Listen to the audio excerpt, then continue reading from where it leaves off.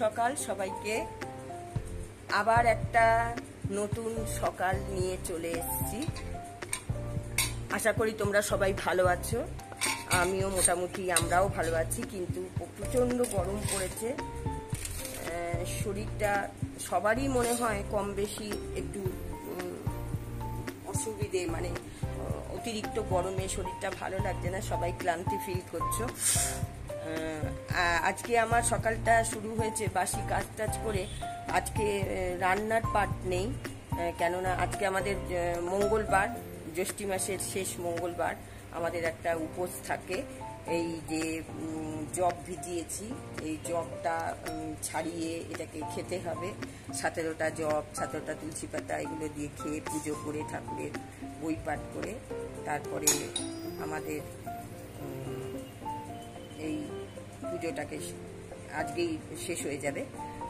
আমি পুজোর জোগাড় করি, তোমরা দেখতে থাকো।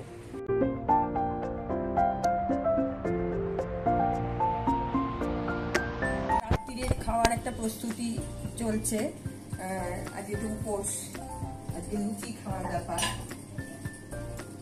সেই জন্যে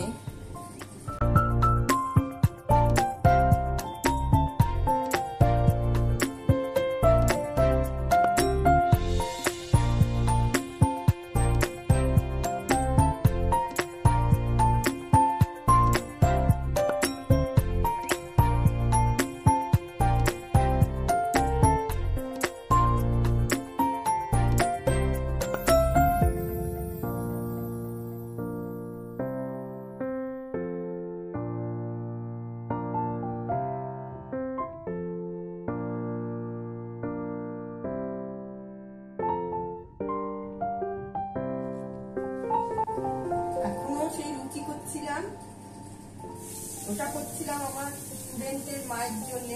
ওরা 4 জন, ওদের জন্য করে দিলাম। তখন আমার আবার পড়ানো ছিল, ওইটা করে দিয়ে পড়াতে গেলাম। আর আমার হাজব্যান্ডের ময়দাটা মাখা ছিল, এখন এসে ওইটা করছি। এখনো শেষ হয়নি, এখনো ওই 2টো লেচি আছে, করতে হবে। যাই হোক, মানে মোটামুটি শেষের দিকে। আলু চচ্চড়ি আর লুচি আর রসগোল্লা, এই হচ্ছে রাত্রের মেনু। রাত্রের মেনু হচ্ছে লুচি, রসগোল্লা, লুচি, আলু চচ্চড়ি, রসগোল্লা। আর আমার হাতে সাদা আলু চচ্চড়ি খেতে আমার স্টুডেন্টরাও খুব ভালোবাসে, আমার হাজব্যান্ডও ভালোবাসে, আমার মেয়ে জামাই নাতনিরাও ভালোবাসে, সবাই ভালোবাসে, আমি নিজেও ভালোবাসি। লুচির সঙ্গে অনেকে আলুর দম খায়, আমার আলুর দম ভালো লাগে, কিন্তু এখন আমার লুচির সঙ্গে এত গরম তো হালকা তরকারিটাই বেশি ভালো লাগে।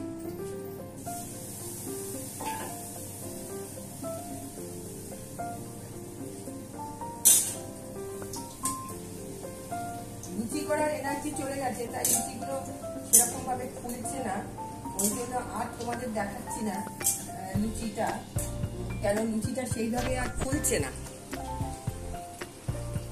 দেখো, লুচিটা সেইভাবে আর ফুলছে না, ওই জন্য তোমাদের আর দেখাচ্ছি না। ঠিক আছে, তোমরা নিশ্চয়ই ভালো আছো সবাই। আমার তো মোটামুটি যাচ্ছে, গরমে বলবো না একদম ভালো, খুব ভালো আছি বলবো না, ভালো আছি, এই পর্যন্ত। এবার খাওয়া দাওয়ার পর্ব সারবো, এইটাই লাস্ট, এটা হয়ে গেল।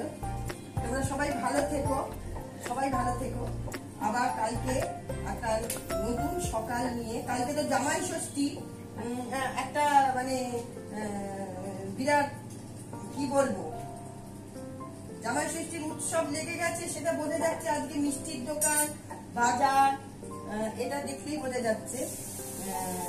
আমাদেরও আজকে মিষ্টি কিনতে গিয়ে প্রচন্ড লাইনে পড়তে হয়েছিল আমার হাজব্যান্ডকে, খুব লাইন। তা এটা তো হবেই, এটা তো চিরাচরিত হয়ে আসছে। ঠিক আছে, কালকে আবার আমি জামাইকে বাটা আছে দিতে যাব। ওরা ওই দিন খায় না, ষষ্ঠীর দিন খায় না, ওরা পরে খায়।